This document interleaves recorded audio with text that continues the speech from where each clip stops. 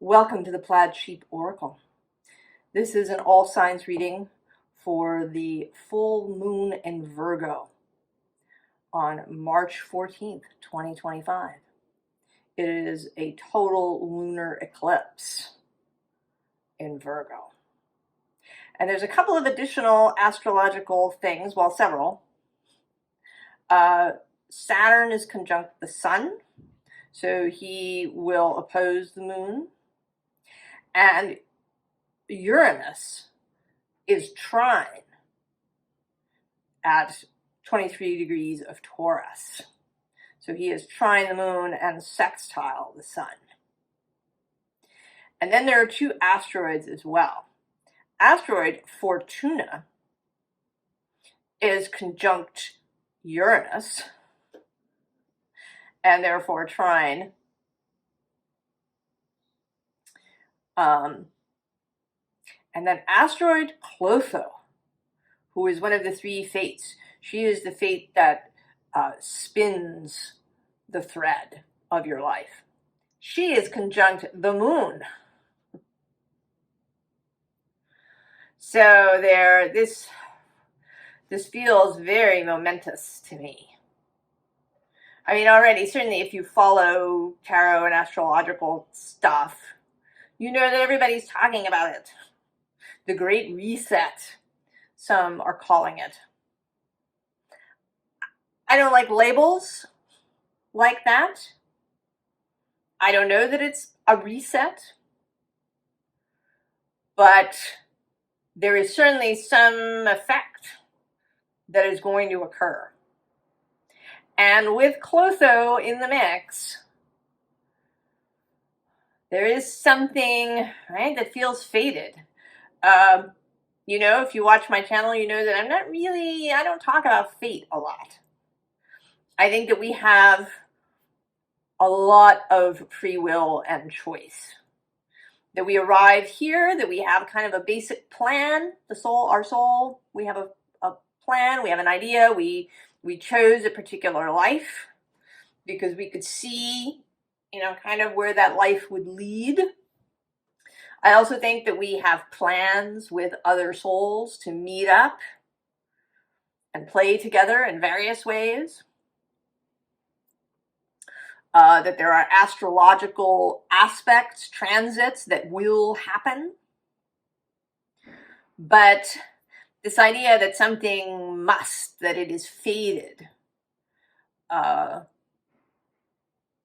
think those things are far and few between in our lives.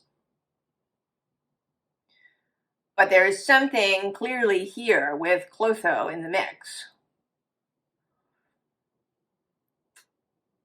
And it's almost, you know, because she is the one who spins the thread, it does feel like a beginning, like we're getting a new thread. Like Clotho has spinning a new thread. You know, she's added, perhaps, you know, you can mix different kinds of fibers and colors when you spin yarn together. And so, right, something is changing. She's, you know, pulling from a new bag of fibers for us. And then in Fortuna, of course, you know, she isn't necessarily, you know, we think of fortune as good fortune. But Fortuna is, you know, any kind of fortune, any kind of change. You know, the part of fortune originally it didn't talk about, you know, how you make your fortune. It was things that would just happen, right? Your fortune, good or ill. But this feels, because it is a trine, because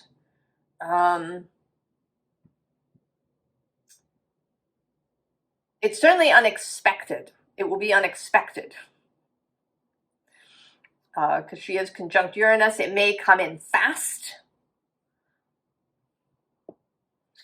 We're all going to see. But in any case, this reading feels very momentous to me. I feel, you know, this sense of a great happening as I'm starting to read this.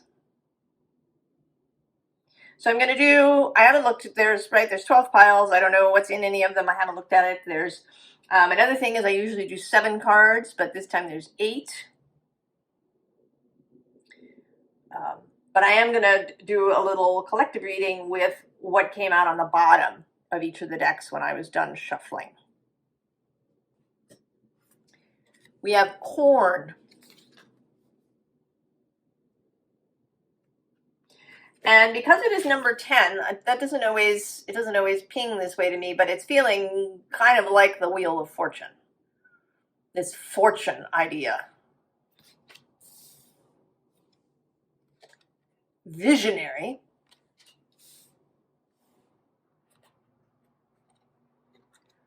The 4 of Arrows with rest. The 8 of Fire. The Page of Pentacles. Brave the Journey. Nourishment.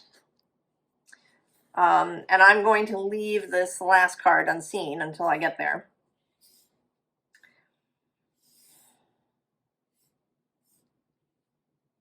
So yes, kind of everything that I talked about there, that we have this, there's this possibility of new growth, of a harvest that will come. But there's also a sense, you know, that it might take a little time. You plant corn and then it, you know, it takes time, several months before it's ready to harvest. And eclipses are like that. They're not always instantaneous. There may be some things that happen right away. Maybe even tomorrow. I'm recording this on March 13th. You know, or within days. But the whole thing takes time to unfold. And sometimes it may be unfolding even longer than that. And then, of course, visionary. This whole row sort of feels a little bit, from the corn on, it feels a little bit like advice. So to vision, you know, even though I talked about Clotho in there, to vision, what are you envisioning? Not just for now, but for other, you know, for your life. If you do follow astrology and you know that Neptune and Saturn are moving into Aries, will actually perfect a conjunction at 0 Aries. What are you visioning for this new energy that's coming in? And then, of course, rest. To get enough rest. And, you know, also there's this butterfly imagery. That there's, you know, and I want to say that this butterfly is kind of, it's like an addition. You know, this feels a little bit like this idea of Clotho adding and changing up what she's using to spin the line of your life. That it isn't a complete changeover, that there's just sort of an addition, right? Because you're still here.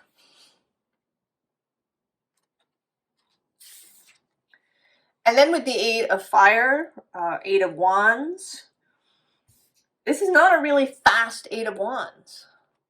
The panda is not a speedy animal. Right? They're sort of roly-poly. You know, take it easy. Have fun. You know, even though this feels momentous, have fun. Enjoy what is happening. Enjoy the new possibilities, the new journey. That's here too with the Page of Pentacles. The student. Be curious. Get interested. Pay attention to what is happening around you. Of course, brave the journey.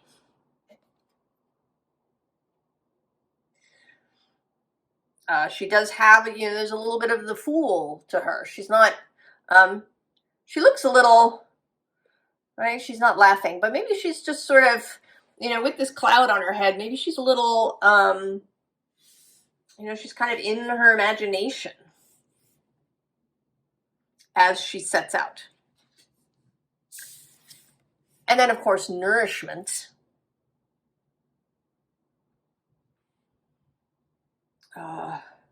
Nourish yourself in any way that you can. Think of your life as nourishing. Be nourished by Source. Be aware of all the nourishment that Source provides. Get excited about it. And then the final card is this fabulous floating in a storm. I'm not even going to expound on that. I'm just going to hold it here for a second.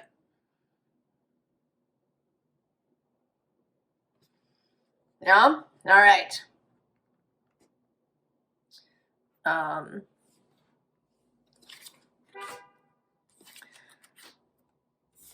We are on our way.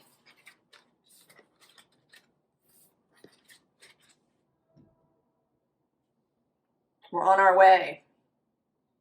I hope you're excited about it. I hope you feel juicy.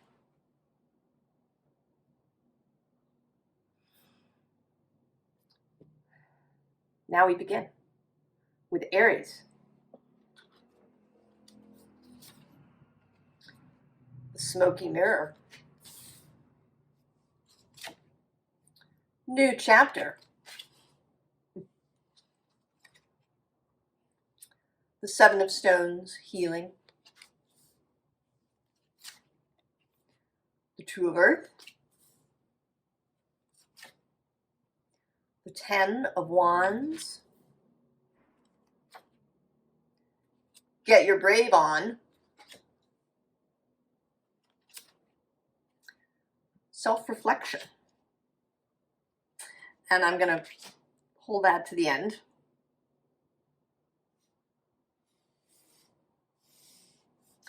Well, certainly with this,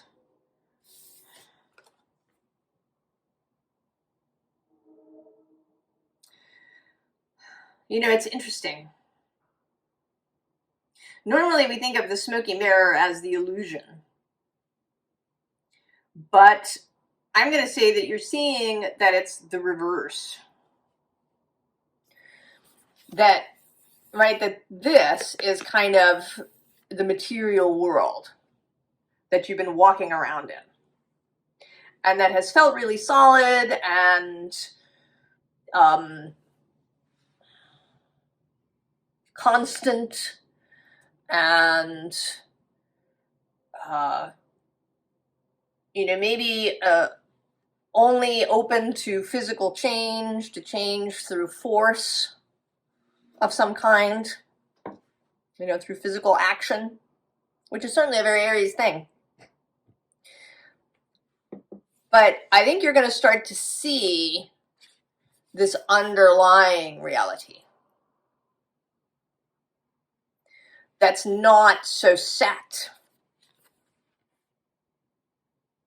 that's not so fixed, to really understand how unfixed things are. Maybe you're going to have some experiences that show this to you in a really visceral way.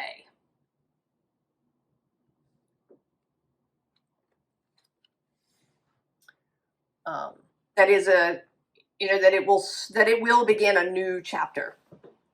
And the second half of this eclipse pair is the partial solar eclipse that happens on March 29th in Aries, about 9 degrees of Aries. There is the upcoming Neptune-Saturn conjunction next February at 0 degrees of Aries. A couple of years ago, I think it was 2023, there were 2 Aries new moons, one at 0 and one at 29.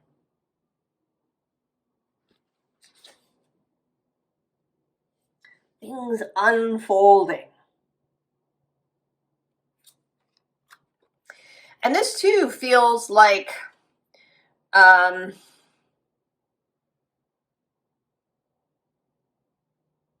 mean, like coming into an understanding of this spiritual world, of the mutability, of the energetic aspects of the world.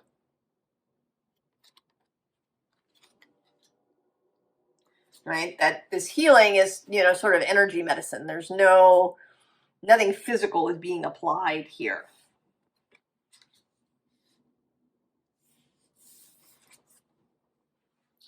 And this 2 of Earth. If you ever watched the Scorched Earth Tarot channel, Carrie's channel, she often talks about how pentacles are not just physical currency or physical stuff, that they're also energetic currency. And that's what this really feels like. Ooh. That these pentacles are energetic rather than physical. That you're really learning how to move the energy first so that there isn't nearly so much efforting to be done in the physical world, right? Dropping all those wands. Kind of seeing the reality of yourself. Seeing how much influence you have in this smoky, ethereal world. And I think it's only going to get better as Neptune enters your sign. Especially in conjunction with Saturn. Because he is a builder. He's the physical reality. So the 2 of them together could really create something amazing. And I think that Neptune is often said to dissolve things, and I think that's true. But he is also creational because he rules the imagination.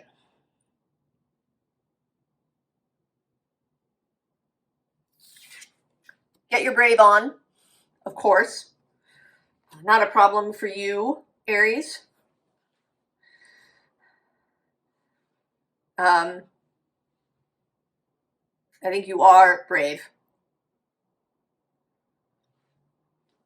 I'm going to say get your confidence on, too. And then this self-reflection, not so much self-reflection, but, seeing into this energetic reality.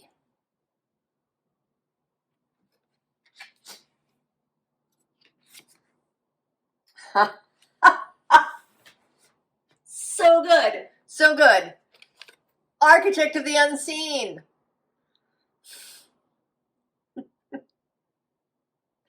Aries, you are the architect of the unseen.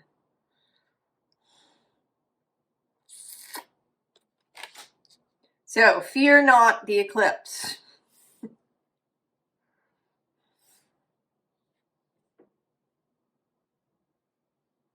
I think the advice here is don't hold on to anything. There are all kinds of possibilities here. Don't be grippy. Let the pile of wands go. Be the architect of the unseen. Aries. Oh, it's so good. I hope you feel ready. I hope you feel excited, Aries.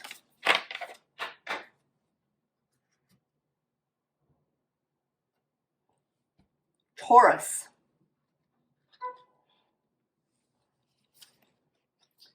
The ghost dance.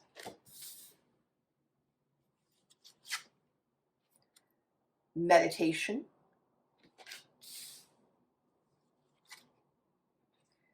Page of Bows with the stoat. It's the Page of Wands. Five of Water. The Chariot. I enter the conversation. Acceptance. We'll save that one for the end.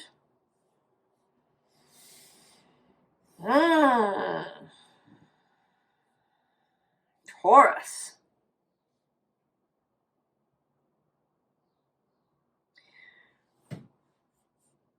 You're gaining a whole new ability, a new breadth of conversation with the non-physical. This talks about, you know, kind of being befogged, being, you know, in the ghost space, the ghost dance. But I'm seeing it as you entering into this non-physical space. I wish we had better words for it. I don't know. Non-physical is, you know, sounds very pedantic, or it's not very romantic. Crossing the veil, perhaps.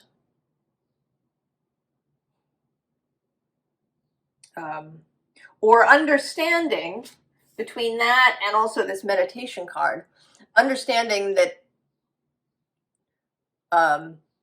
you know, that the veil is here, that it's all here. Just because we don't see it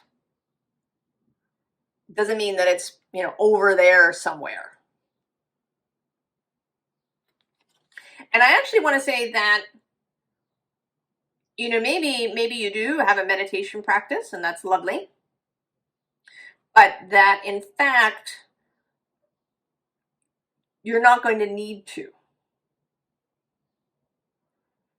That it's going to be easier and easier to perceive the other world. That you won't need to enter into some deep meditation trance-like state. That you're going to start to just exist there.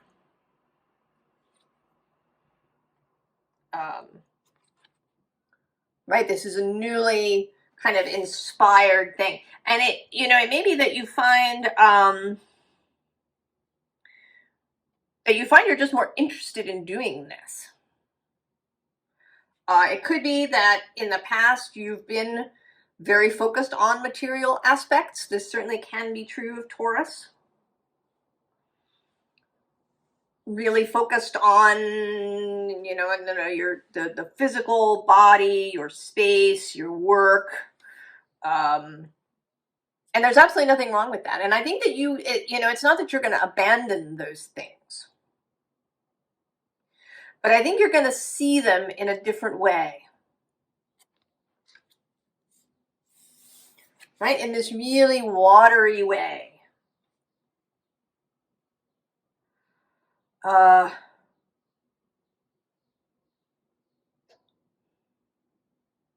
You know, I'm sort of seeing I don't know if you've heard of people doing spoon bending. And I don't mean with their minds, you know, where they just hold the spoon and it bends. I mean where a spoon that is, or any piece of metal that is rigid, bends easily. Different people talk about it. Martha Beck talks about it. And the idea for most people, and they have kind of different ways of getting there, but is to kind of, sort of almost enter into the spoon space, or to, right, to converse with the spoon. Or as in the Matrix, right, there's no spoon. To engage with the physical world in a new way. Aries is kind of having some of this too. And I think perhaps the signs that have been very concerned with doing, we're going to see when we come around what happens with Virgo and Capricorn. But it seems to me that the signs that are really concerned with doing, both the cardinal and the fixed signs, that they're going to start finding new ways that have more to do with the energetic than, applying Newtonian force to things. Right? Because then we have the Chariot. Her chariot is kind of invisible. There's no, she's sort of floating behind these horses.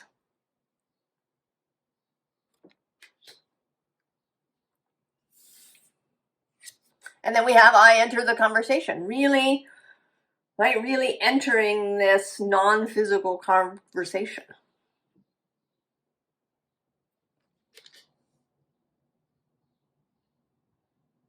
You might start a divination practice, or the one that you have may suddenly open up to you in ways that it didn't before.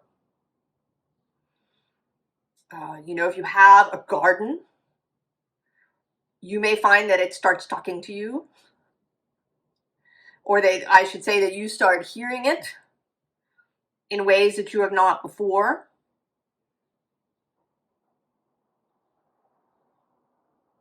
That you begin to interact with nature in ways that you haven't before. Right? This tree has an eye in the middle of it. That you begin to form really personal relationships with trees, with the squirrels in your park, with the birds that come to your window.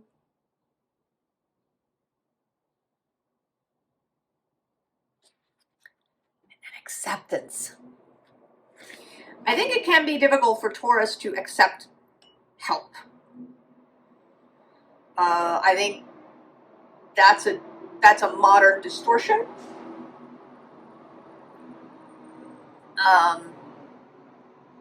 But I think it can be. To accept help, to trust, to really feel this connection.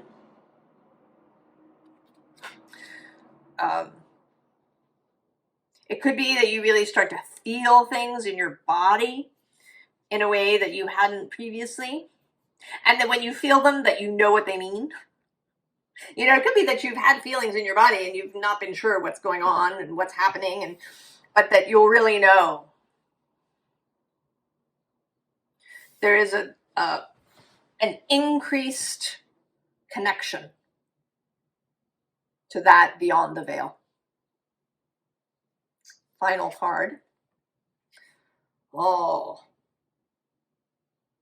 interesting. Perpetual particulars.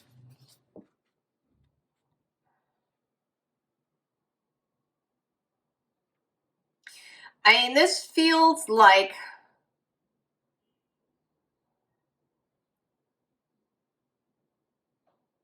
this, there's this connection from one side of this border to the other.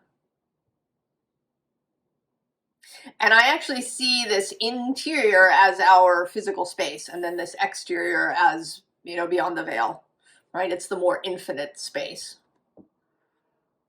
the more complex background.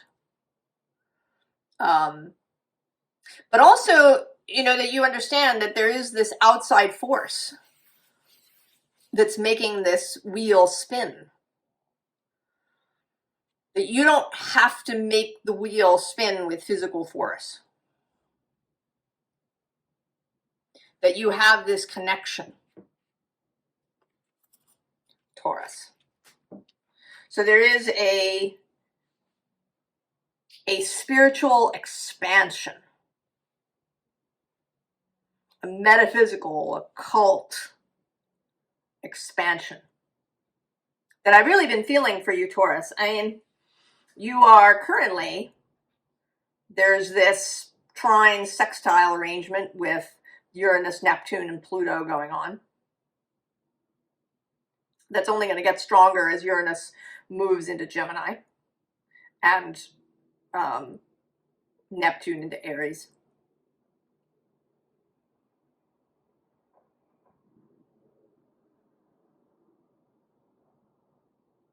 I think that these descriptions, right, fixed, mutable, cardinal, may undergo some changes in some way, some rewriting of what we think of them and how we see them. And that the fixed signs will lead the way, you know, as Pluto moves through Aquarius. Oh, Taurus.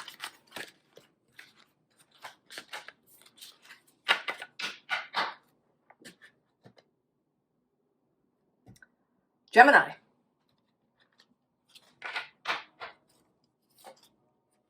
The Sun. Eagerness. The Knight of Arrows. There you are, Gemini.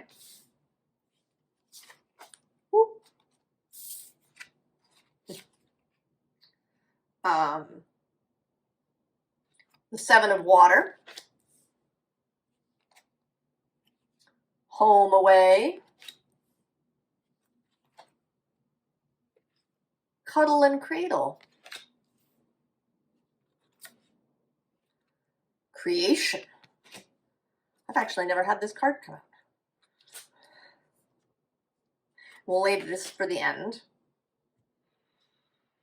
Well, Gemini. I mean, we've been talking for a little while now about you and your creation, something that you are creating, that you are, right? You've given your heart to something. You are creating something. I mean, this looks like a very internal focus, but one that is visible.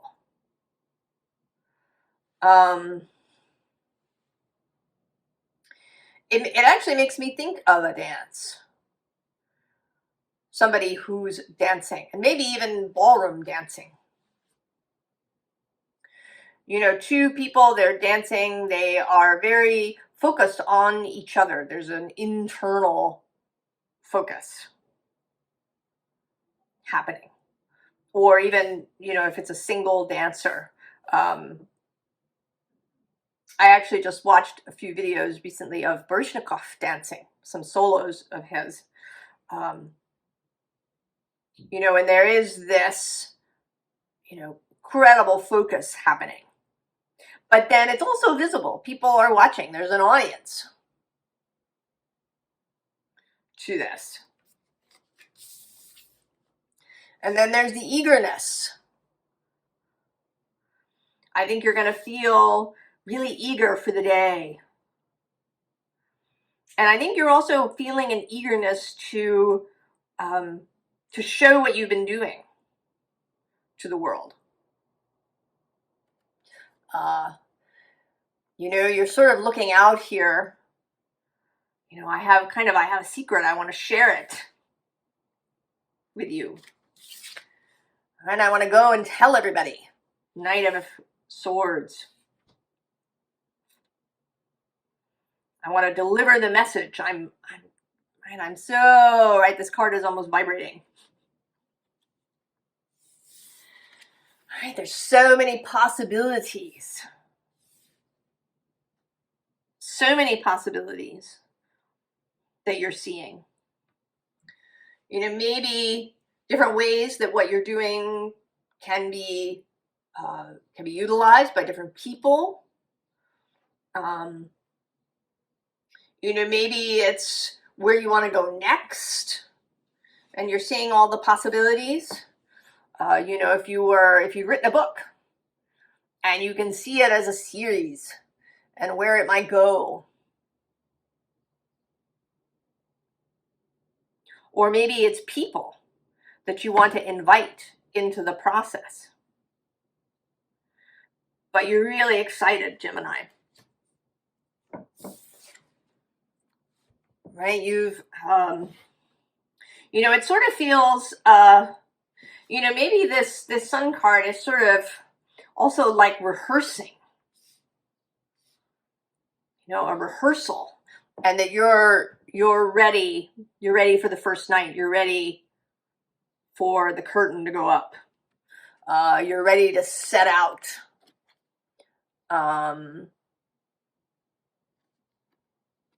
You know, to go out on the open ocean. Ready to go. Choose your metaphor.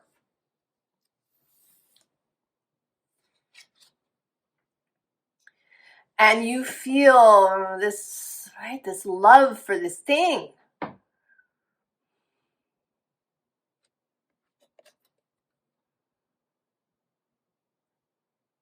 I want to say again, and I think maybe this came out in your reading, that there's more to this thing than you know. Because you're hugging the moon here, but there's also this fox. And I think that you don't yet see the fox. I mean, maybe you feel the fox a little bit, that you do have this sensation that there's something else happening, but you don't yet see it. And that you're okay with that. That your love of this thing is so deep that you're okay with it unfolding as it needs to.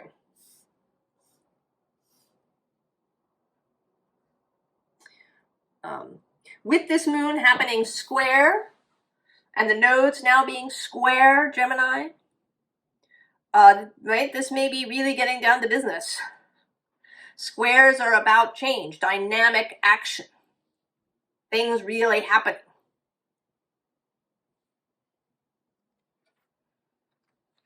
And we have creation, and it's the beaver moon.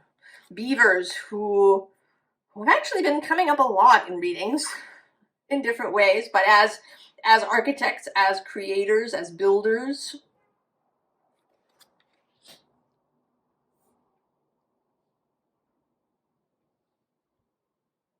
So if you have been rehearsing, planning, dreaming, we're now coming into the space of I think, first of all, sharing. If you've kept it quiet, sharing it with other people, saying, look, this is what I want to make. And then really getting down to business. And getting the hands in the clay, doing the things. Last card. Oh, cradled by the sky.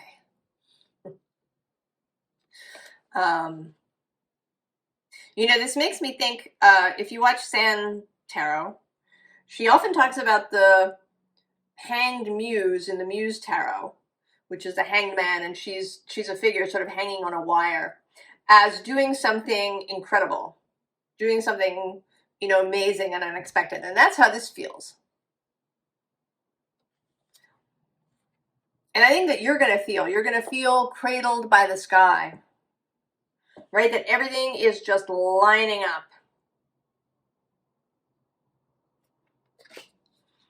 That, right, it's this love. It's this love, this focus, this eagerness, this vibration of love and beauty and success and joy. that is going to lead to you doing something amazing, Gemini. I can't wait. I cannot wait to see it, Gemini.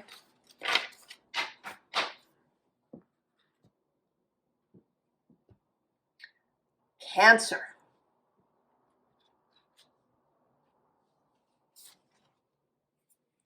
The giveaway.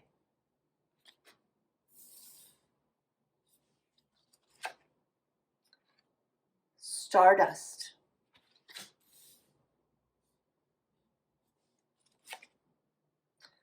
The Knight of Stones. Horse. Oh. The Two of Water. Strength.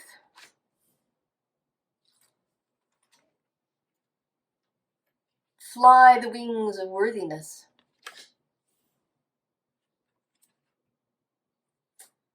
Surrender. Leave that.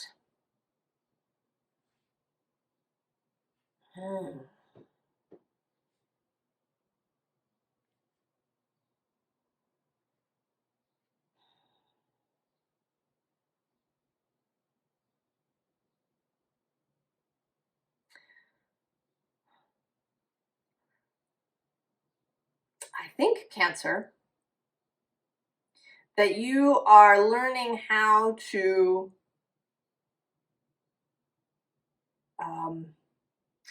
release control. That this, I don't know, this eclipse is going to inspire you into worthiness. I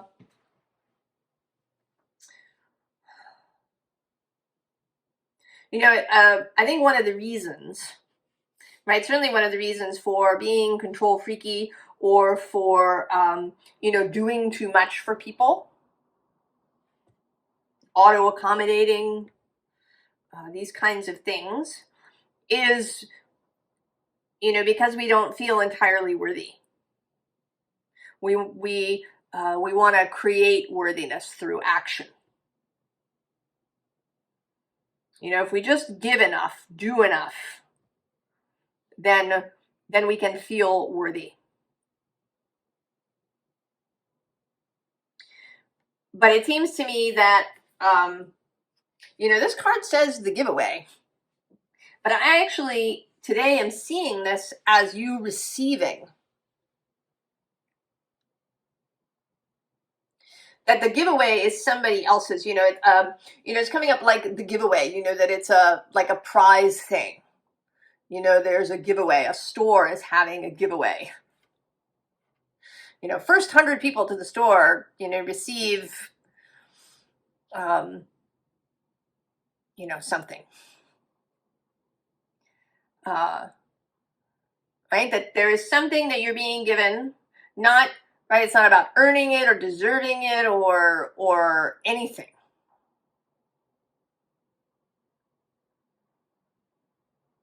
You're learning to receive something just because. Just because.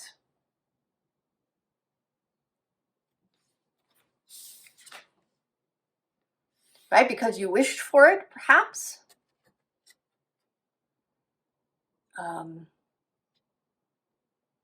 This may even apply to rest and sleep.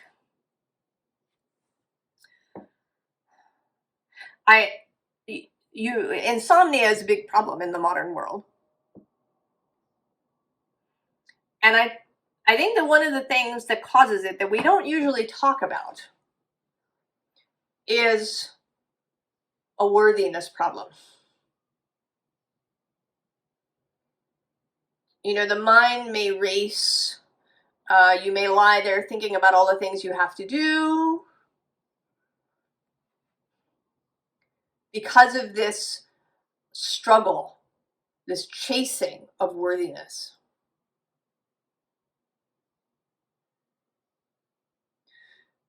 You know, children, little children usually, they just sleep, right? A little kid who's, you know, falls asleep in the car, and you can pick them up and carry them, and you can even put them in their pajamas and they don't wake up because they are sleeping so deeply, the sleep of the just.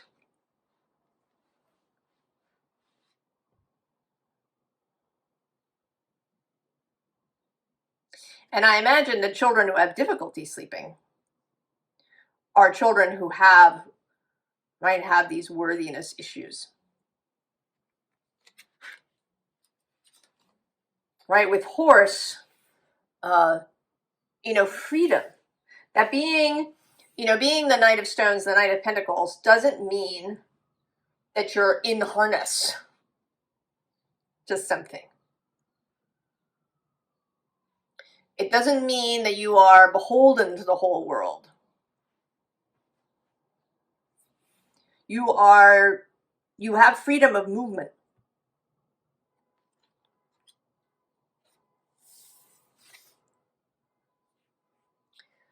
And the Two of Water.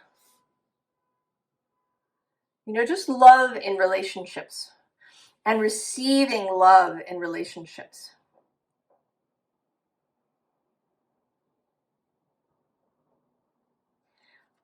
That you can see yourself, you know, just as lovely, as beautiful, as worthy as the object of your affection, that you are the same. And so here, if you're all bound up in ideas of who you have to be or what you need to do in order to make it right,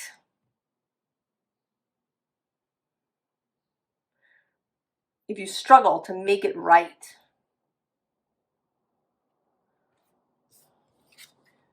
right? It's like this is you on the other side.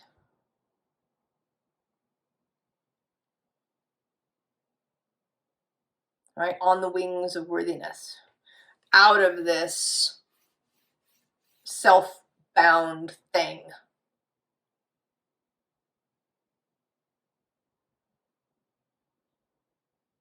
Right? You have the key. And although you know, you may not have done all of the binding also happened when you were a child and people told you things about what you had to do to be good, to be right. You can free yourself. You don't need anybody else to free you. You can free yourself.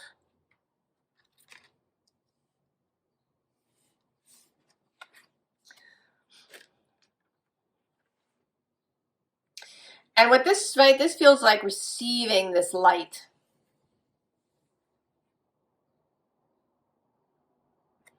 Right, that is just pouring down into you.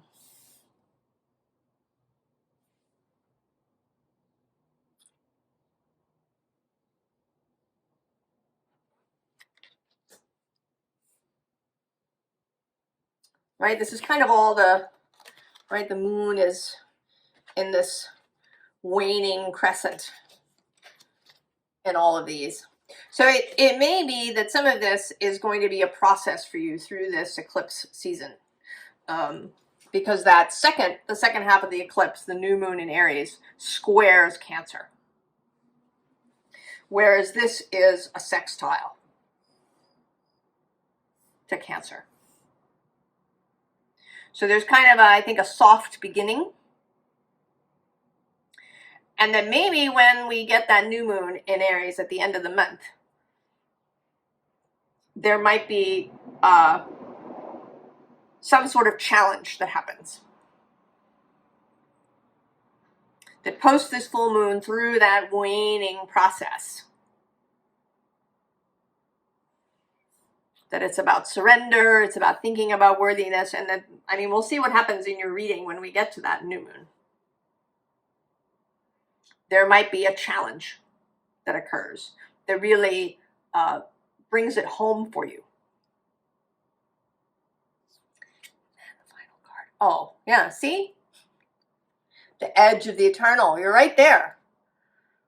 Right there, you're right on the edge.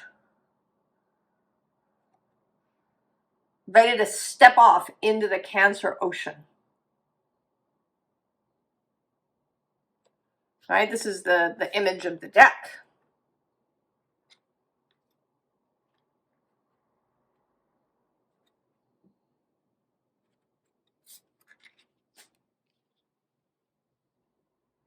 Stepping off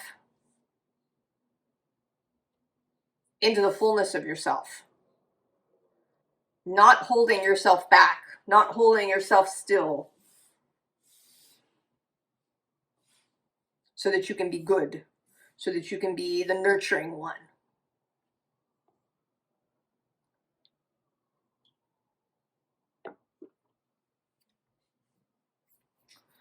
Oh, Cancer.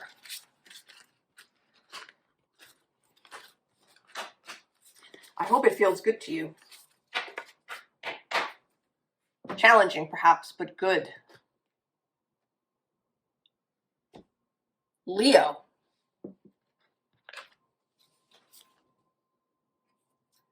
The journey. The ferryman. The King of Arrows, Kingfisher.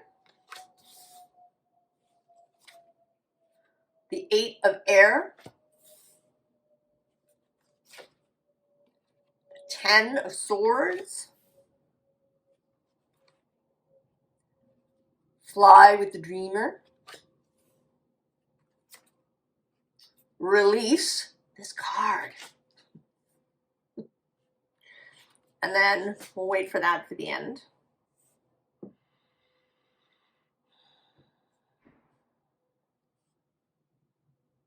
You know, Leo, I feel like all of your readings seem to be less about what is happening with you and more about you acting on the world.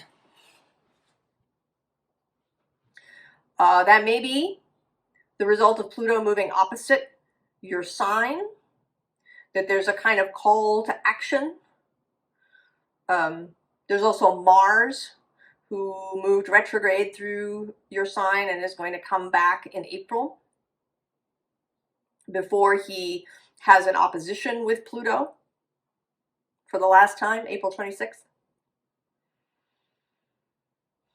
which is the day before the full moon in Scorpio, which happens on April 27th.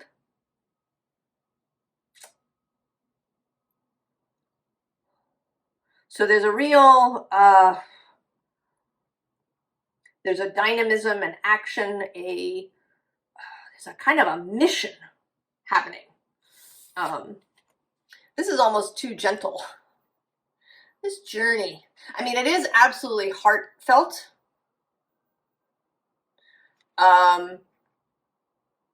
You know, but this owl that's here, right, it's here on your head too,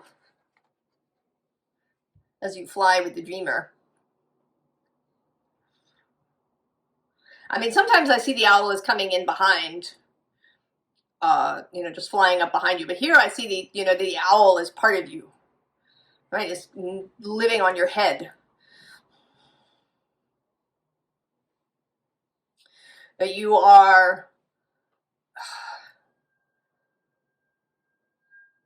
you're gaining in wisdom and you're sharing it with other people. That you are this heart-based counterpoint, I think, to the Pluto transit in Aquarius, right? You provide the balance.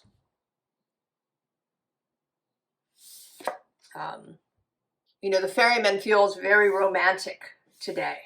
It's like right, he's like a gondolier in Venice, which is a very romantic image. You know, being with your lover in a gondola in the canals of Venice. You know, Venice used to be a very dark city. I don't know if that's still true.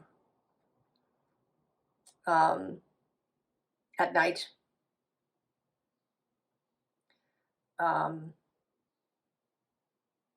Almost too, I'm thinking now, someone I know, when she and her husband went on a trip to Venice, they timed it so they arrived sort of at the end of Carnival. And, you know, so there were people dressed in, you know, fabulous costumes wandering through these, you know, moonlit streets of Venice.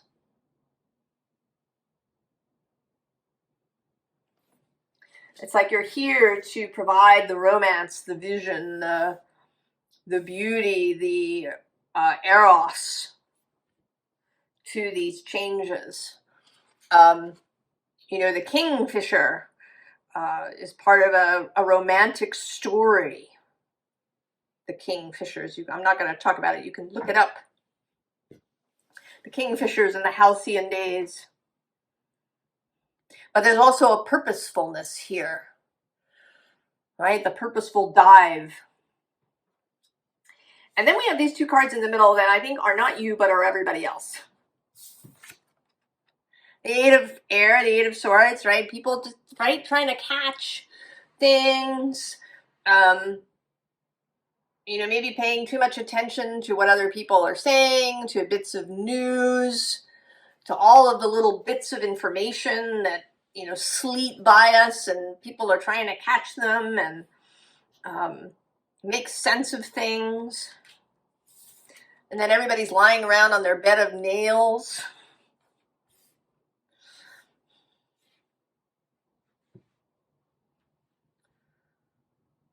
You know, a kind of masochistic, stuck space. And there you are. And you're asking people to fly with you, to fly with the dreamer, to release.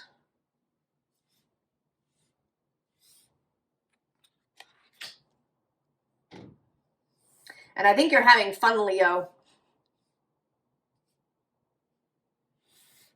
At least I hope you are. That this is, right, that you arrive like a carnival into the space. Right, arriving like the sun into the space. Ah, the misted promenade. Yeah, see, I mean, the Sagittarius reading was all about coming out of this Neptunian mist. And we've all been there.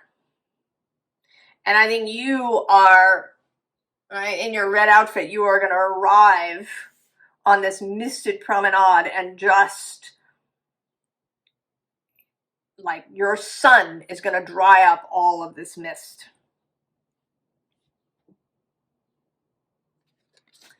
You know, it's not even about you doing anything necessarily, but about you bringing this energy of light and romance and wisdom, Leo. I think your energy is going to make such a difference. And that part of your job is the vision, is the dream. What are you dreaming, Leo? Never mind what anybody's told you about anything or about predictions for the next couple of years. Forget it. What are you visioning? You are the dreamer.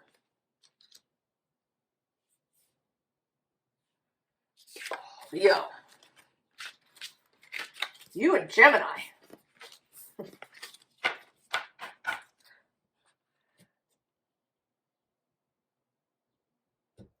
Virgo. Oh, Virgo. Let's see what's happening for you. The Coyote.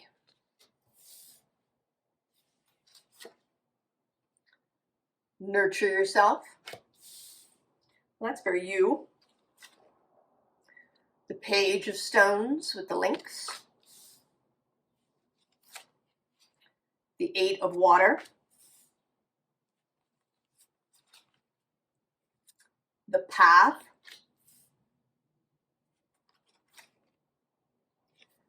Seek the Ally.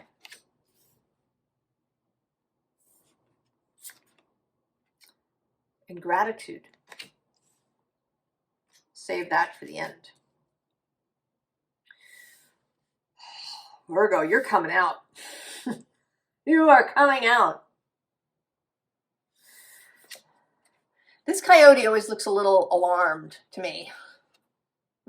Or a little bit cautious, perhaps.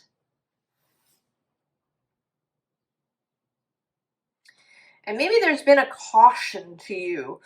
Not in perhaps how you move through the world necessarily. People might not have seen that. You might have looked very serious or very sure of yourself. But I think the caution was internal. That you were really watching yourself. Really watching yourself. Don't make a wrong move.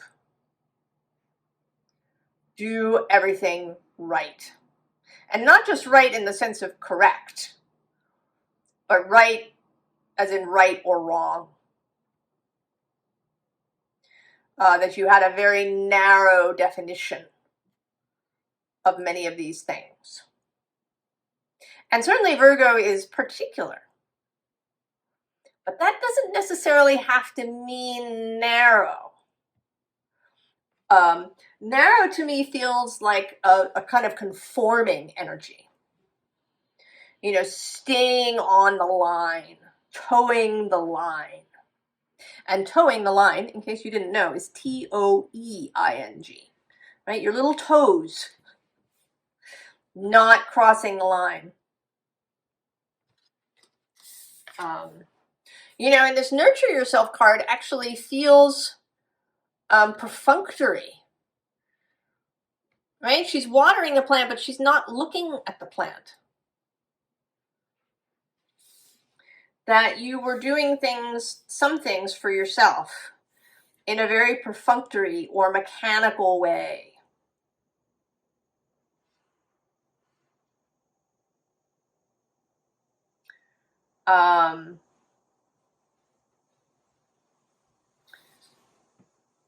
That you were not really attending to yourself, that you weren't actually nourishing yourself or nurturing yourself.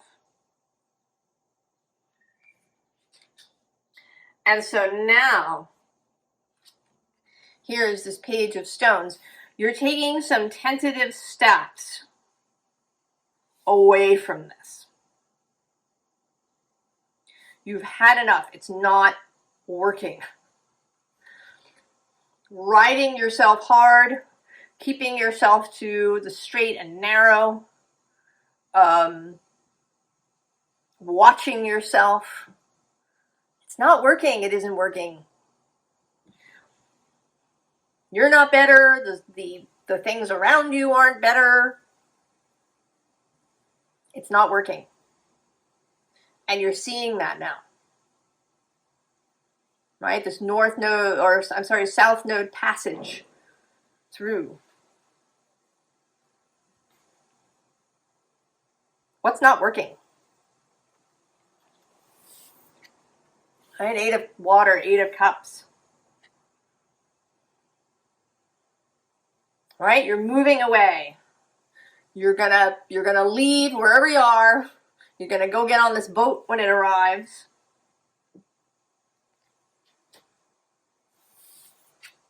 You're gonna go on the path, moving away.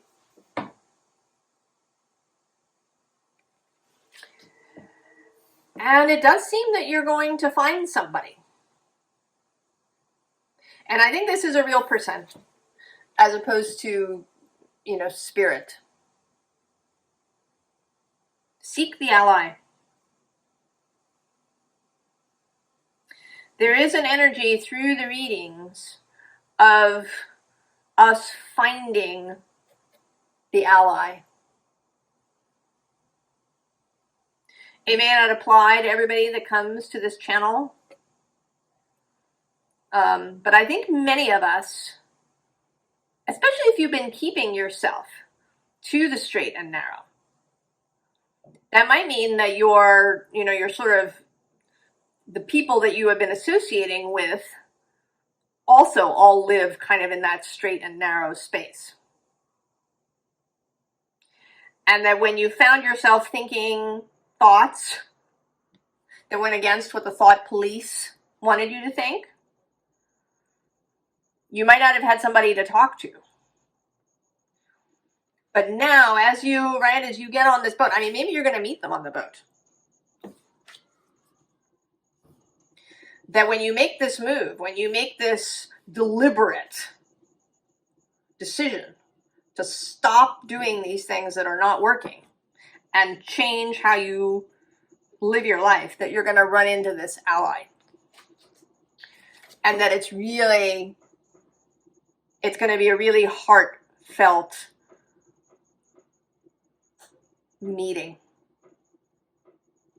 That you're both going to feel such gratitude. And there may be more, right? There's two people here, but then there's this third person coming in. So there may be, more people that you meet.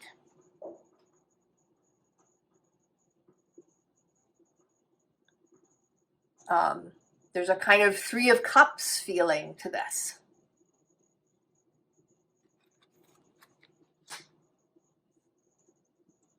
Perhaps as you allow some of the Piscean energy to flow in, an energy of beauty, an energy of Venus. She's going to be retrograding across the way through Pisces.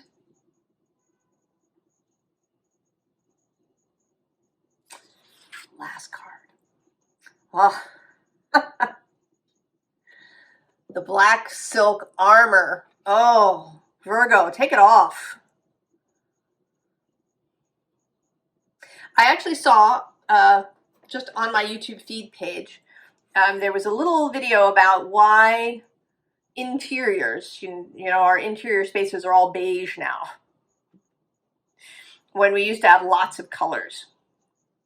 And I want to say that everything is beige, isn't it? Right? Cars come in just a handful of colors: black, white, silver, sort of dark blue. They're all kind of SUV shaped mostly. Clothes, you go into the kind of chain clothing stores, Ann Taylor, The Gap, Banana Republic. The clothes all come in these Everlane. They come in these neutral shades. Maybe there's a little bit of a light blue or a pale lilac or something to give a little bit of color. But there's no, juicy colors. Or if it is lilac, the whole thing is lilac. It isn't like it's, paisley or, something exciting. So everything is beige, and black. Right? This narrow space, Virgo. You have had enough of this narrow space. I mean, you like to choose, to be particular, but you want to choose from the whole thing. Not just this, little narrow. It's like stuck in one aisle of the supermarket. And it's the processed food aisle.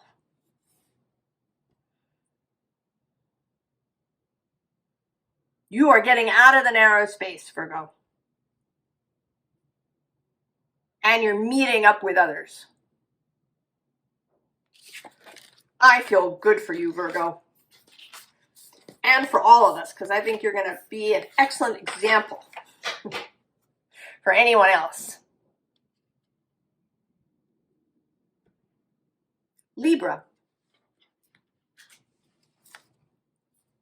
The Earth Keeper. Oh. Rise up.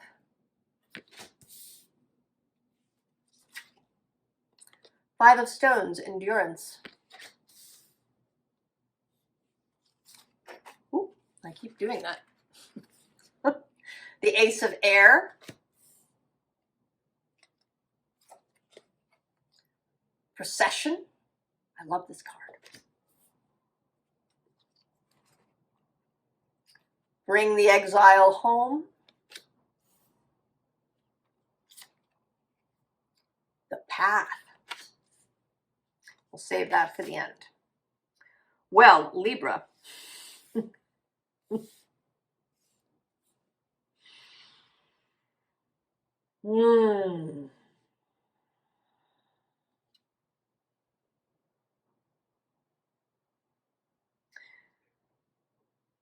There's definitely this energy that we've seen through the signs of a kind of freeing up from a prescripted way of being.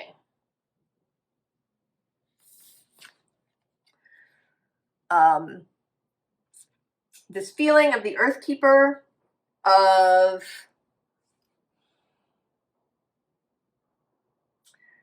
I don't know, of having to keep things right. For you, it might be, in the realm of relationships, that you felt like you needed to keep things harmonious.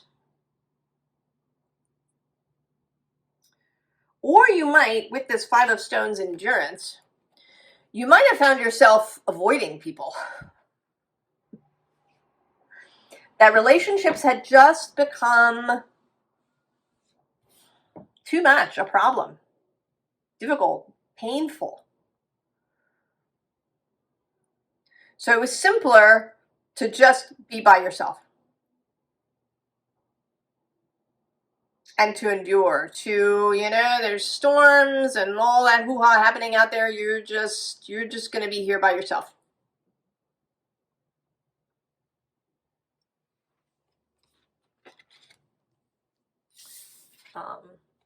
Or you may have been kind of in a dreamy place. This says rise up, but she doesn't look as if today, at least as if she's about to get up. She looks pretty settled where she is. She's kind of off in a dreamland. So it may be that you've been isolating, perhaps, Libra. It might not even look like that to people. It may be that as far as people could see, you've been, out there doing what you're doing, but that there's a part of you that you've been keeping secret. A part of you that has remained shut away. A part of you that is here enduring.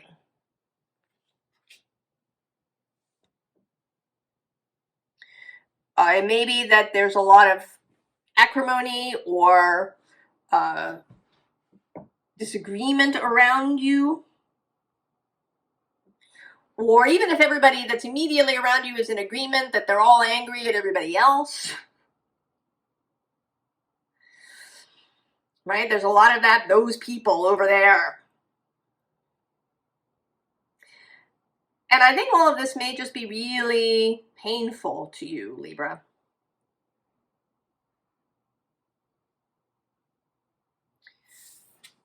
But the fresh air is coming.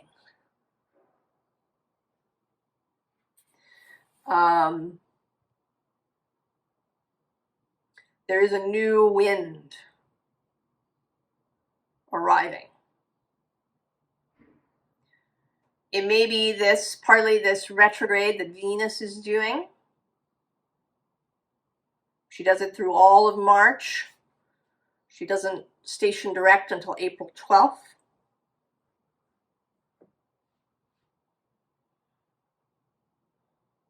And that this eclipse, involving as it does the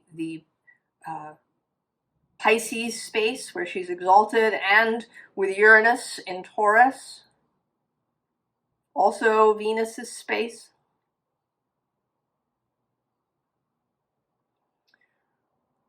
that this breath of fresh air is coming in. I mean, it may just be something sort of clicking in your head where you say, you know what, I've had enough.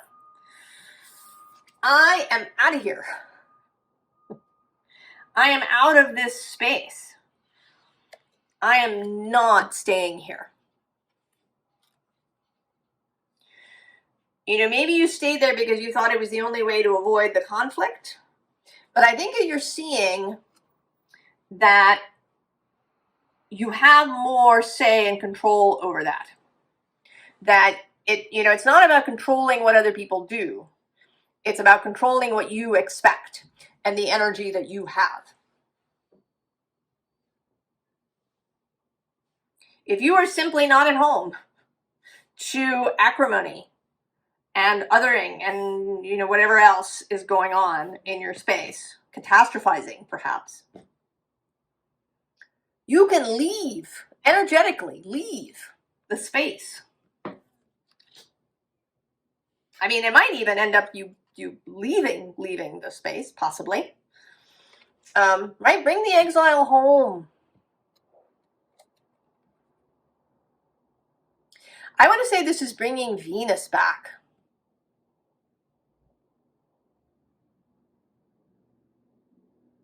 Maybe there's some way where Venus has been exiled from your space.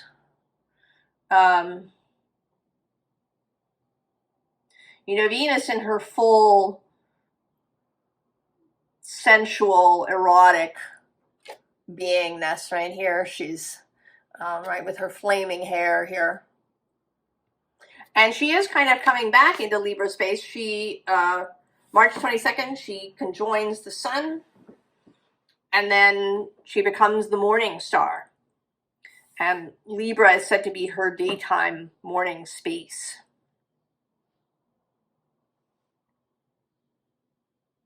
So bringing Venus back. If you haven't felt her, that she's coming back.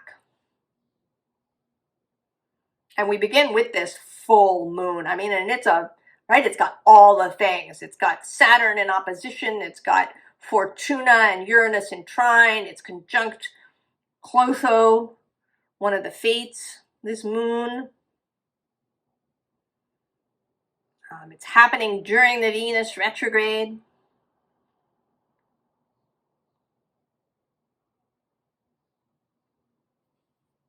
During Venus's conversation with the sun. And so we have the path, right? Getting out. We're just going. Out of this kind of, not very inspiring landscape and into someplace that has lots of stuff. I was saying in Virgo's reading, right? Isn't everything beige, right? Cars come in just a handful of colors and all the stores are filled with neutral colored clothes. Housewares all coming in neutral colors. Bringing back color. Oh. See? The antechamber of apathy.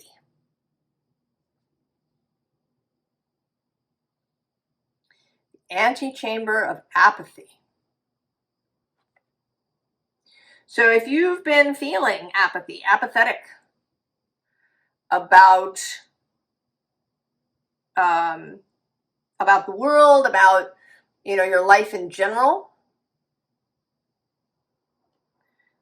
you're going to get out. You're just going to leave. Right? I mean, you have the choice of going, I want to say that this is apathy here, this beige circle. And that this is not. This is juiciness and excitement and eros and getting your feet in the dirt. Right? This is Venus coming home.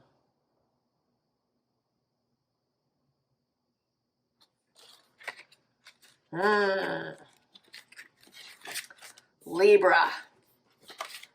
Juicy.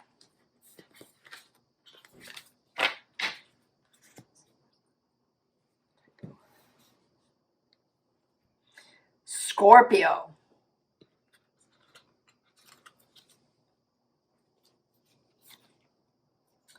Middle world.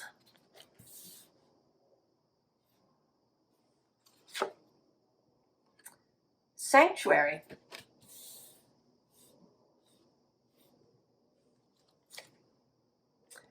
The Ace of Vessels, waters of life. Page of Air. The Tower.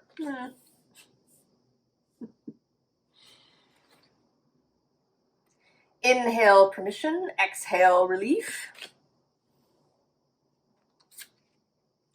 And power, Scorpio, full moon. Leave that for the end.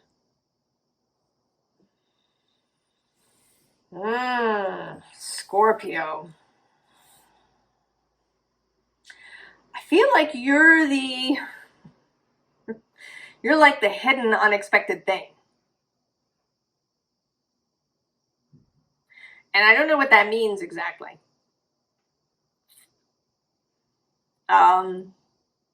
It may have something to do with the Scorpio full moon that we get at the end of April.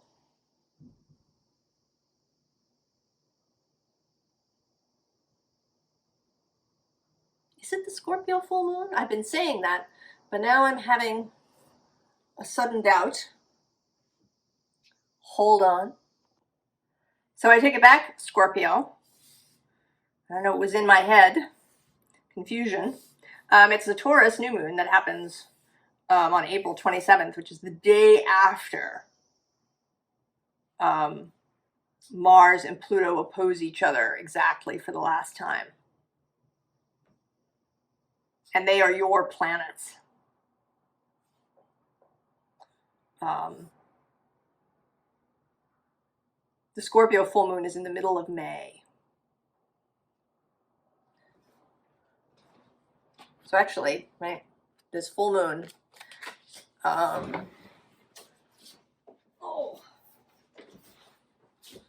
in fact, May 12th is the full moon in Scorpio.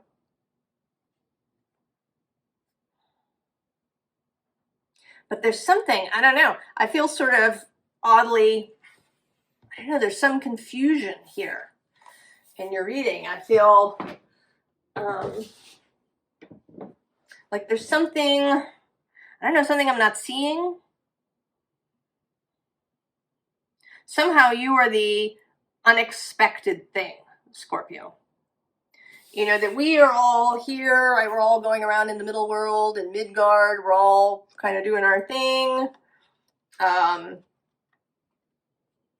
You know, this too, maybe there's, you know, sanctuary, but just, you know, kind of daily life here.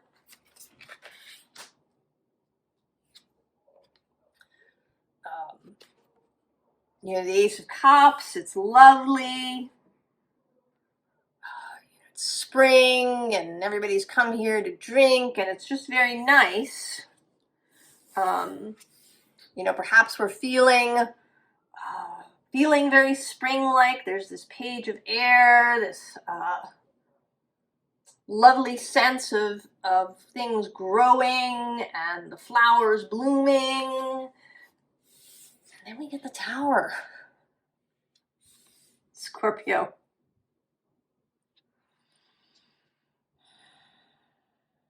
The Tower. And with this inhaling permission and exhaling relief, I want to say that that you are, I mean, maybe this is happening for you as well as through you for the rest of us. I mean, what popped into my head was the Stepford Wives, which, if you know that book and that movie, the heroine notices, you know, that all the women in the town are really, you know, they're really conforming. They just, you know, do everything for their husbands. It's all pretty and nice and they're perfect. And well, it turns out that this is a spoiler, I'm sorry. It turns out they're all robots. I mean, the wives get replaced. they're not human women, which is why they can be so perfect.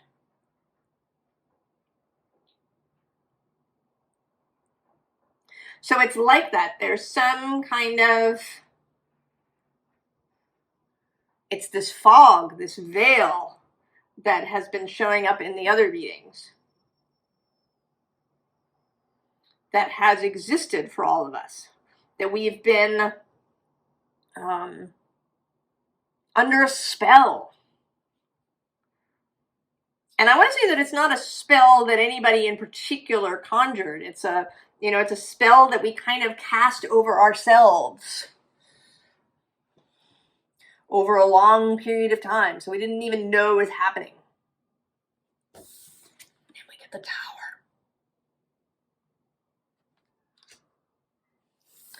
And it's like we're finally inhaling and exhaling, really. It's like we've been living, all of us, in a corset for all of our lives. That we've never really taken a deep breath.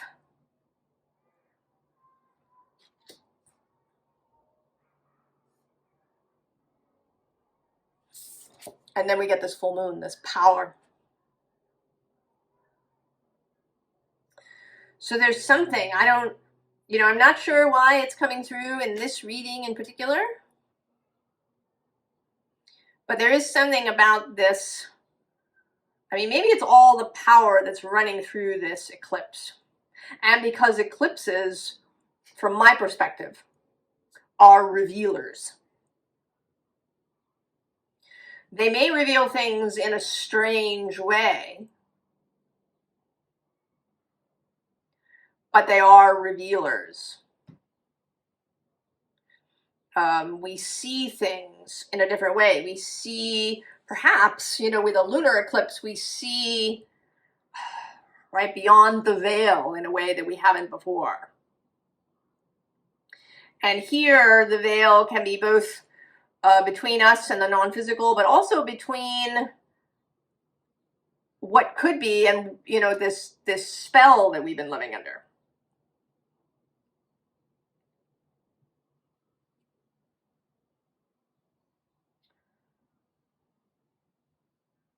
It might be about, this Venus Mercury retrograde that's happening through Aries and into Pisces, which is trine your sign, into that watery space. Also, Pluto is moving sextile to Aries now.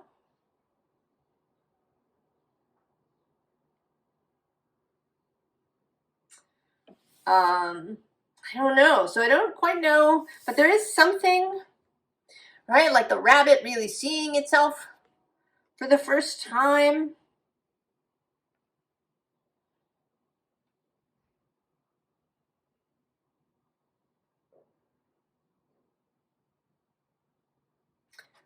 There is some revelation that happens where all of this kind of ordinary day-to-day stuff is just going to be turned upside down. And it may be that it happens to you first, Scorpio. And that then, as we move into the Taurus season, that Taurus new moon that happens right after the Pluto-Mars opposition, and then the Scorpio full moon on May 12th.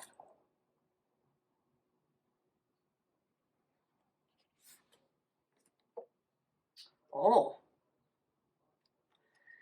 Imposing impediment.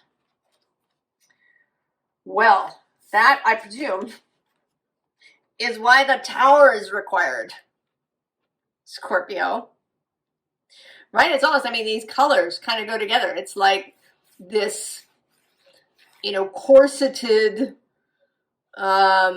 highly tailored outfit is just being deconstructed.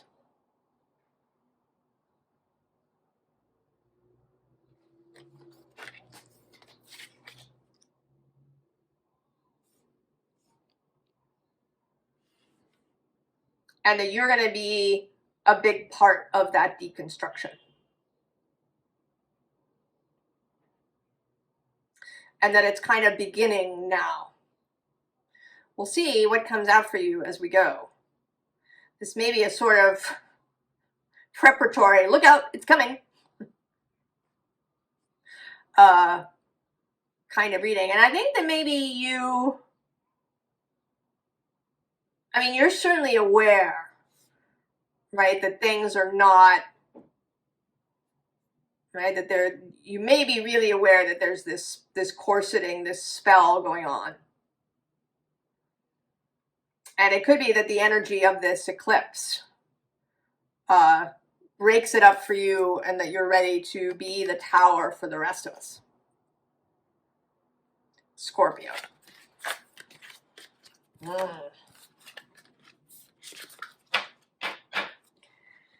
So interesting, as usual.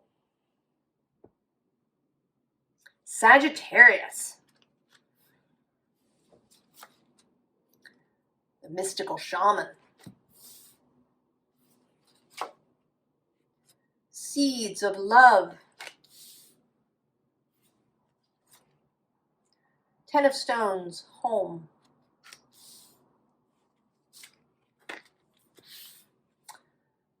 Page of earth. Lesson. 10 the roots of reciprocity. Patience. Did that make you cringe, Sagittarius? We'll save this for the end. Oh, Sagittarius. Well, we talked in your main meeting about you coming out of the fog. And I think this is, right, this is you coming out of the fog. First of all, the mystical shaman. Sagittarius is associated with the centaurs, therefore with Chiron, who is a shamanic figure, as a healer and a teacher. But I also feel like the mystical shaman is kind of, I want to say almost breathing you into being, or breathing something into your soul, breathing something into your spirit. Right? Watering these seeds of love.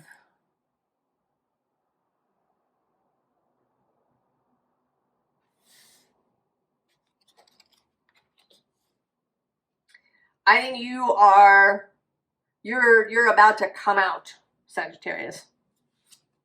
I always feel that way with this particular 10 of stones home card. You know, that you're here, you're getting ready to step out.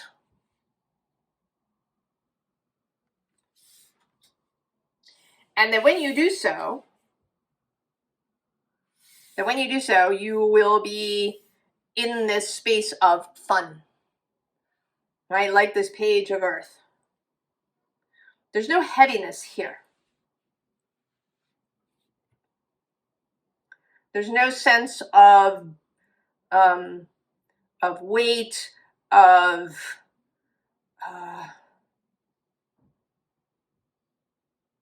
I don't know, something difficult, or, you know, the challenge here is fun. Right? It's like the challenge of a board game, or the challenge of,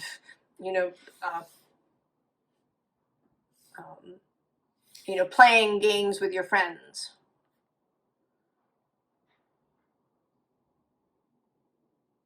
It's fun. And this feeling, this is something, I don't know, that the signs are all, there's a sense of freedom discovered,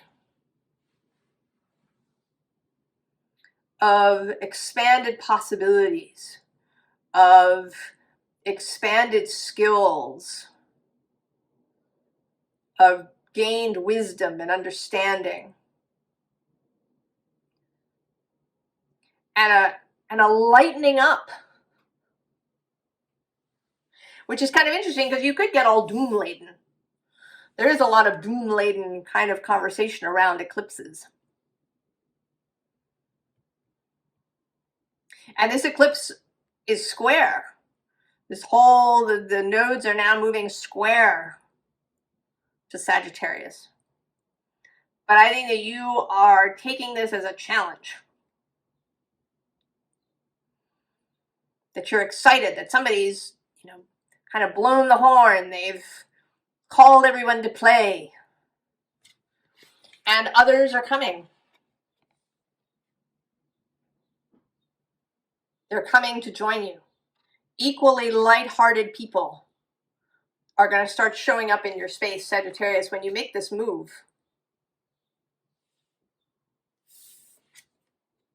Right? And this is actually feeling sort of co-conspiratorial.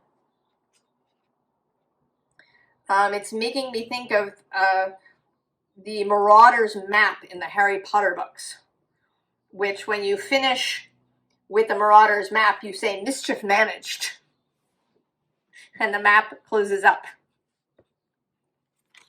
There is mischief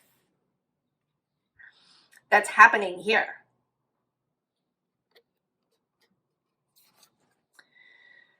I want to say that our roots have been really dry. There's a dryness, isn't there, Sagittarius? Doesn't life feel dry? Dry and drab and narrow. In theory, there's all this choice, right? There's this whole world wide web.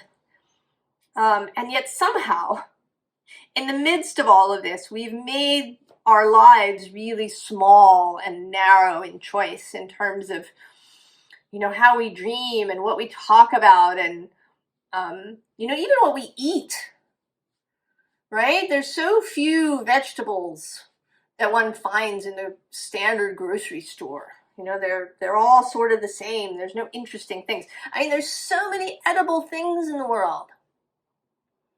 And we have this narrow slice of what we eat. Everything has become narrowed, dry, Sagittarius. And there is a moment now to change that. To reinfuse the world with wonder. Right? To me, he always says, "Oh, you're here, follow me. We're going to have such fun."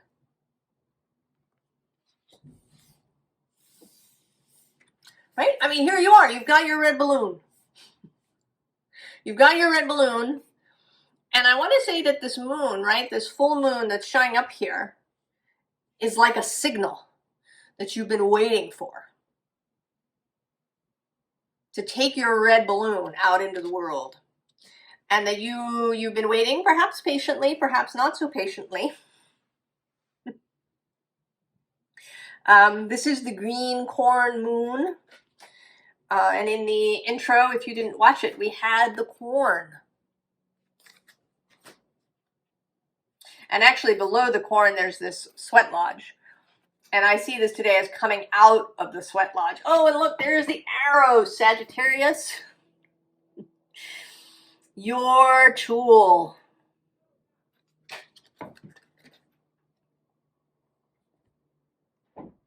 What's your final card? Diving towards the heavens, Sagittarius.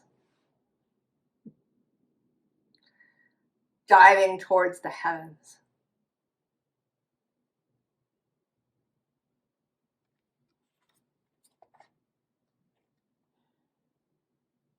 Bringing the juice, bringing life back to an arid space, Sagittarius. I think that is your skill and your current mission, right? Breathing life back in to the world.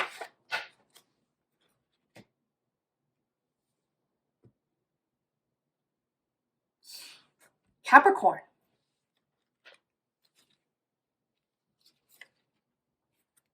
The Ancient Ones.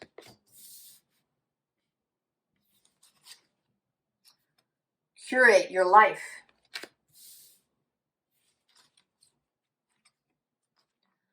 Nine of Vessels, Generosity.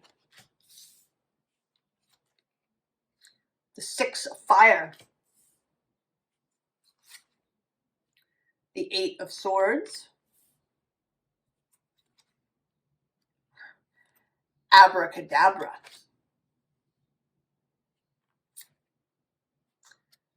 Wisdom. I'll leave that here. Well, Capricorn.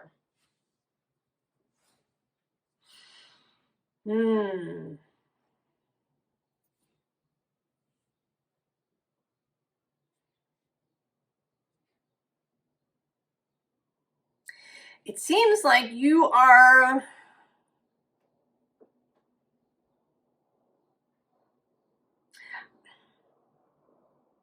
just going, Capricorn.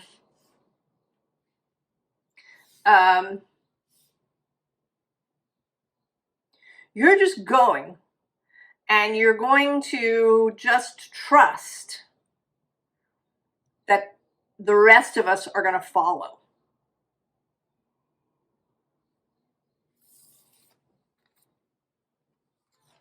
Right? I say this is you. You are the maker of tradition, Capricorn, is what I want to say. And maybe up until this time, you've only seen yourself as the keeper of tradition. But that now you are seeing yourself as the maker of tradition.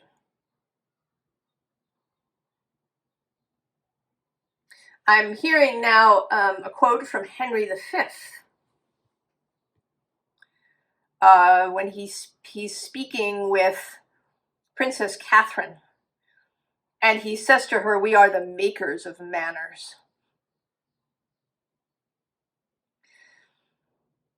Right? You don't have to follow what has come before, right? All traditions start somewhere. And so you are going to start some new ways, some new traditions. And they're going to be vibrant and exciting. You're going to choose. You're going to take your time. You're going to curate. You're not just going to pick things haphazardly. Maybe this is something I've been doing for the last 5 years. No. You're going to curate these new traditions. Something that's come up in several readings is the kind of drabness of things. You know how cars all look the same. And there's only, 4 or 5 colors, and they're all pretty much neutral shades. And clothes all come in neutral shades. Everybody's wardrobe is neutral. Maybe they have one piece that's bright. Or everything is really casual, right? Maybe you are wearing chinos in your black turtleneck. Or, monocolor. Or, like pajamas. People wearing their pajamas. People wearing sweats everywhere.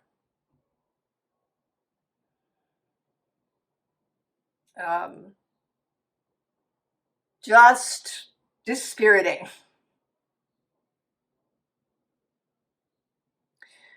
And you, I think, have had enough of the drabness.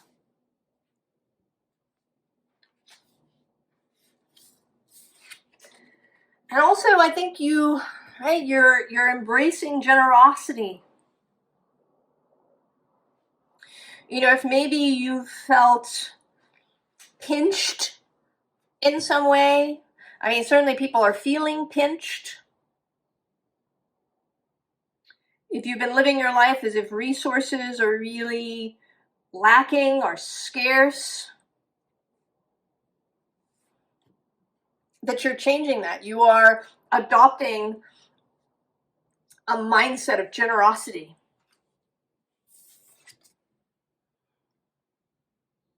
Right? You're lighting up this 6 of fire. Right? This is the 6 of wands. You are declaring a victorious thing. It's like declaring a holiday.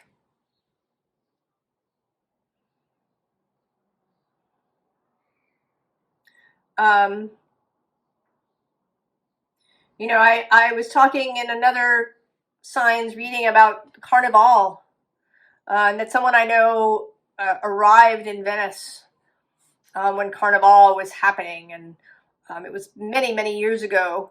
So the streets were very dark, but then there was this, you know, fantastical parade of people in amazing costumes, you know, and torches and fire-lit things, and the romance of the gondolas on the canals.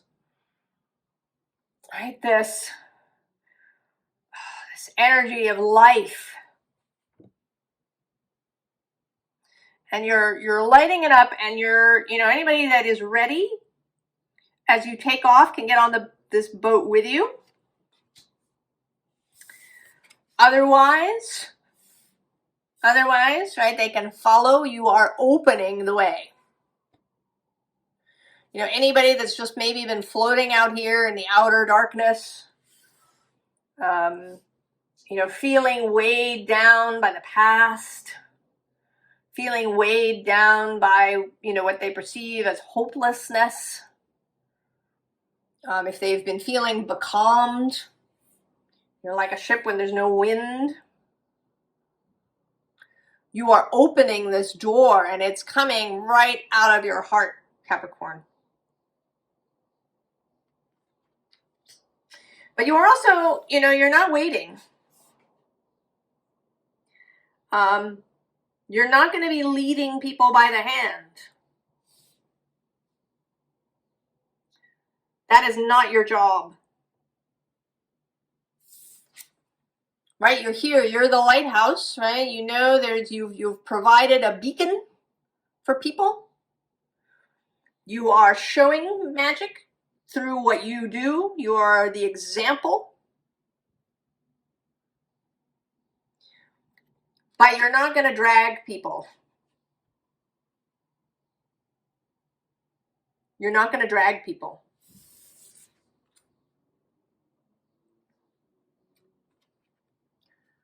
Right? You've gained wisdom. And maybe in the past you have tried to drag people. Maybe you have, you know, really wanted to teach people things. Maybe you've presented them things that were, you know, to you felt very self-evident.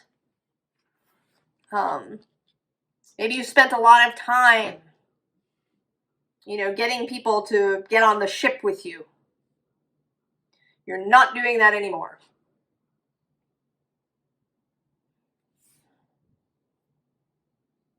You are focusing on what you believe, on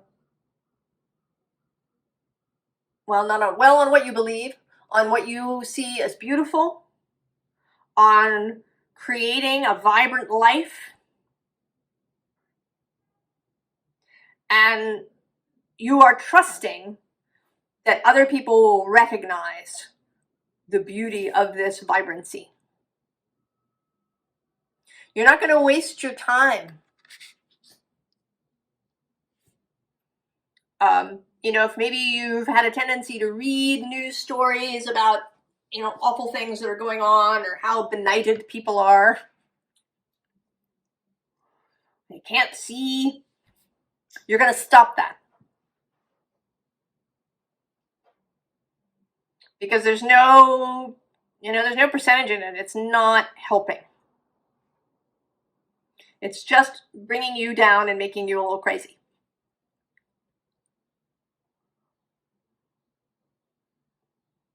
You're going to get in your balloon and you're going to go. And you're providing a path for other people to get in their own balloon and follow you. But you're not dragging anybody anywhere. Final card. Oh, yeah. So perfect. Return to abundant shores.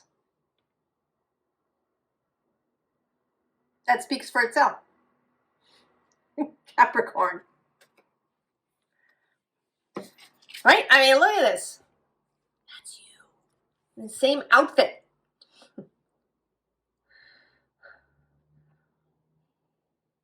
Right? You are wise enough to return to abundant shores. And, you know, you've erected the lighthouse. People can follow you. But you're just going to go. I am delighted for you, Capricorn. And I'm absolutely going to be on your balloon when you go. I don't need to be convinced.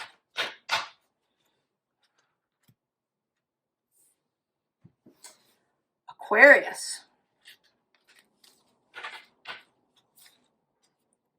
Wind.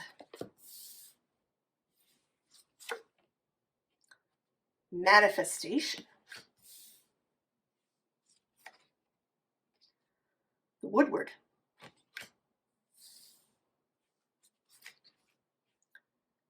Ten of Fire. The King of Pentacles. Bear the Truth.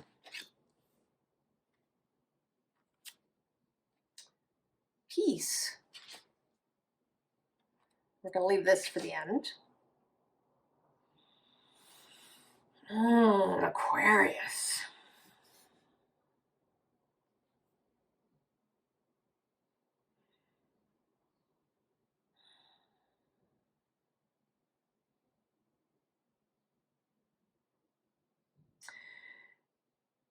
What this feels like is peace of mind. That is the phrase that is sort of coming through. Peace of mind and faith. There's a faith here. I mean, you know that, right, the winds of change are blowing.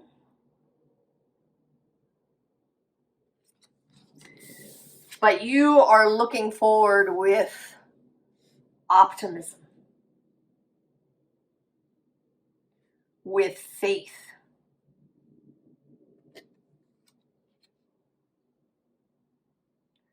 With a vision of abundance. Right? You are really taking the path from the intro, this visionary.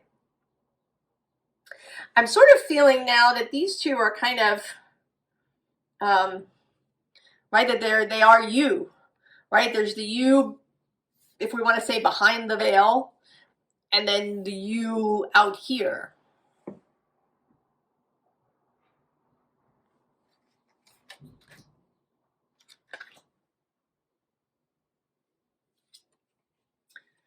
Right, and the Woodward, he is the Justice card in this Wildwood Tarot deck. He's a steward. You know, he ensures that that the wood is cared for. You know, if something, you know, gets out of alignment, if, you know, maybe there's something overgrowing over here, or, you know, there's something dry over there, he's there to address these things. And I think that you're beginning to see that this is a good approach. To approach your life the way a steward or a gardener would approach a garden.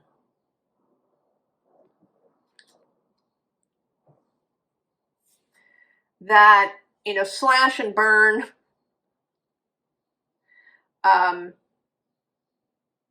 is not the way to go. Also, with this Ten of Fire, that to me feels, it is like a releasing. You know, I want to say that what's burning here is a to-do list.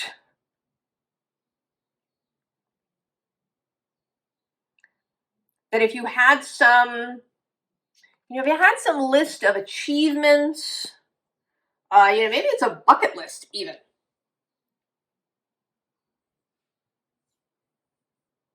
But it could be a to-do list, a list of things you needed to accomplish. You know, a very set plan for the next 5 years of your life. That you're releasing that.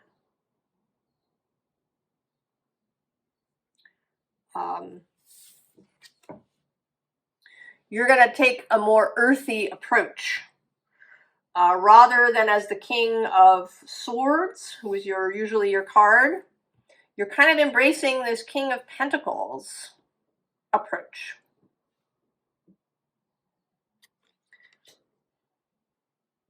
It's a little more free form. You know, rather than having a really manicured garden, you know, something, you know, with very tight beds and carved topiary, that you're letting things, you know, grow a little more as they will. Right here with this Bear the Truth card, it feels more like it's about this garden space. That things are allowed to grow more, you know, a little bit more the way they will. You're not rigidly going to control things. You will pay attention. You'll be the steward. You know, maybe a little weeding is needed over there. You know, maybe some more compost is needed over there. And there's going to be, with this Peace card, there's going to be a real listening. You know, this feels like just being, you know, moving from this really connected space. Moving intuitively, rather than having a definitive path.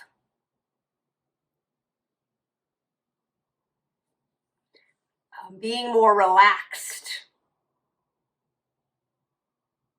And this, you know, there's a Lynx here, and in this deck, the Lynx is the Page of Stones, the Page of Pentacles.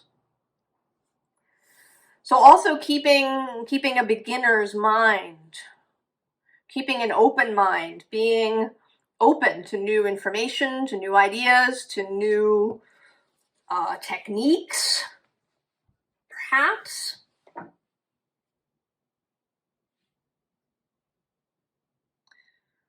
Being open to the garden telling you what it would like. Speaking to the spirits of the garden, allowing the plants themselves, the garden itself as a, because the garden too is a whole being, just like a forest is a whole being, made up of all the lives within it.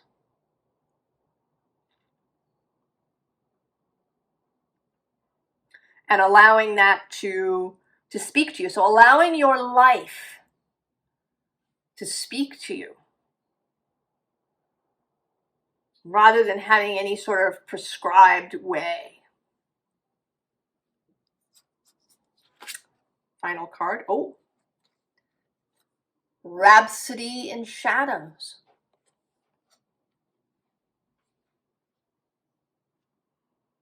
So moving through a more shadowy space. You know, rather than trying to light the whole thing up. Allowing there to be shadows. Things you don't know, things you don't see.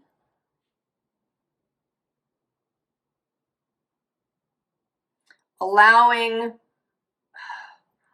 things to come to light slowly, rather than seeking things out with a you know, with a big flashlight. Just letting them come into being, come into sight. It's kind of an exploratory energy too, Aquarius. And with, right, with Pluto moving through your space, and it's a long time, 20 years. So taking your time, seeing the unfolding, allowing uncertainty to be, enjoying uncertainty, in fact. Enjoying the surprises that come up. Oh, Aquarius.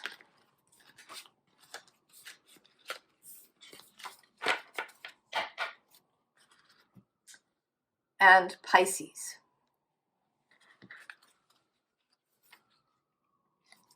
Thunder. Oh. Grace. Seven of Bows, clearance. The Magician. We've only had a couple of major arcana, interestingly, come out in the tarot cards, which is interesting. Anyway, Ace of Cups. Make space for change. Protection. We'll save this for the end. Well, Pisces.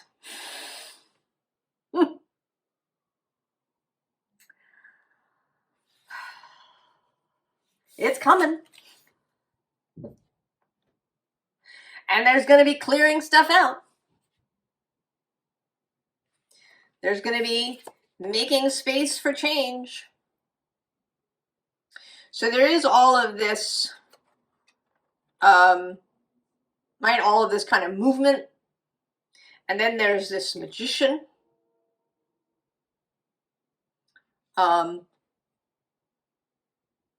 You know, it's almost a sudden meeting. You know, sort of yes and no. You've been expecting him, but even so, he's just going to appear. Yeah. I'm thinking now of Nanny McPhee. You know, in the story, she will just sort of appear behind Colin Firth. You know, even after she's done that a couple of times and he's sort of expecting her, you know, he turns around and suddenly, you know, there she is. So even though he knows, right, he knows she's there, he knows that she's done this, right, just appeared before, it's still a surprise. I did knock,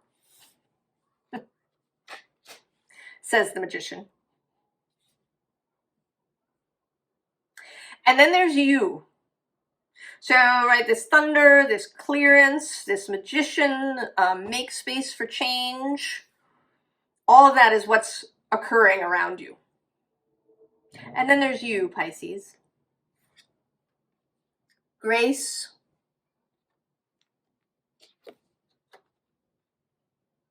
This Ace of Cups.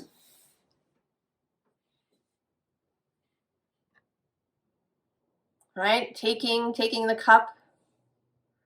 You know, kind of being ethereal, not even, you know, touching the ground, floating, being ready for whichever way the movement goes, you know, being graceful. I kind of actually see this card as you're being lifted. You know, they call that, right, the ballerina is in a lift, right? It's a lift. The male dancer will lift the female. You know, so this is, you're ready for the lift, Pisces. And you have absolute faith.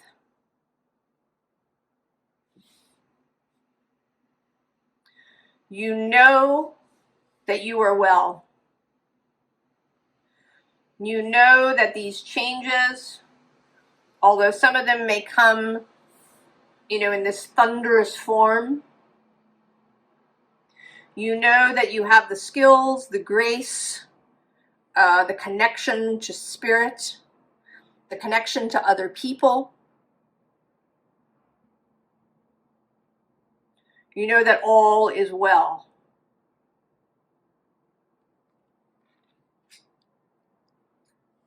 That all is well.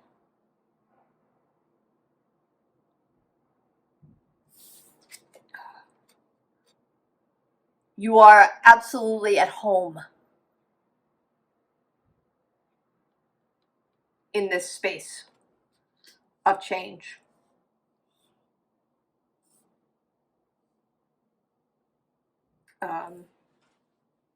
You're going to get an eclipse later.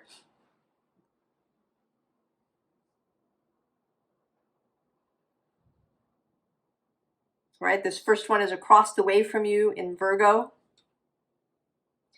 And Saturn will be next to the sun, the Pisces sun. Uranus will be sextile and trine the moon. So there's a strong energy of change, right? The thunder arriving. But you're ready for it, Pisces. Final card. Oh, interesting. Gardens of Bones.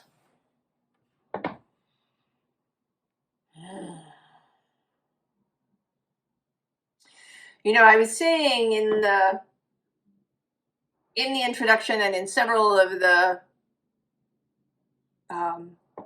individual readings that there's this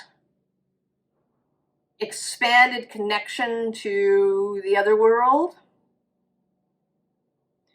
that there's a seeing through the veil, not just through that veil, but through the veil of societal conditioning.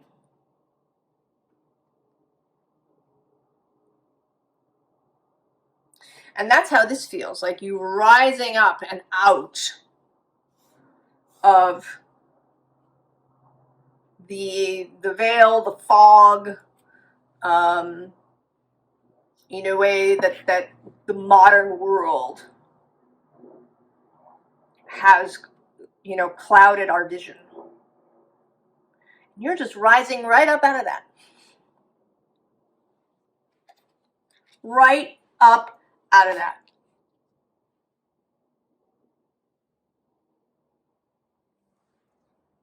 Pisces. An example to us all. So if you've had a little anxiety about change, I would urge you to relax about it. To know yourself as Pisces, to have this faith. Faith in your own vision, faith in the lift. That's coming.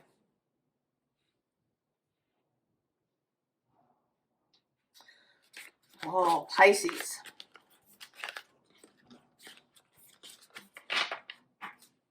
I wish you and everyone else the very, very best. And I will see you next time. So long.